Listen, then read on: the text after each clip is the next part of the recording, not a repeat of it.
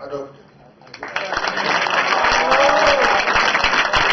Finalment ha estat possible i els castells ja són patrimoni cultural i immaterial de la humanitat per la UNESCO.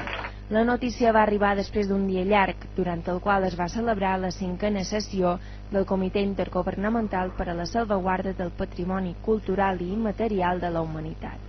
Ja fa dies que el món casteller esperava que la UNESCO acceptés la seva candidatura, una candidatura que va començar l'any 2007 a Valls, en la primera nit dels castells.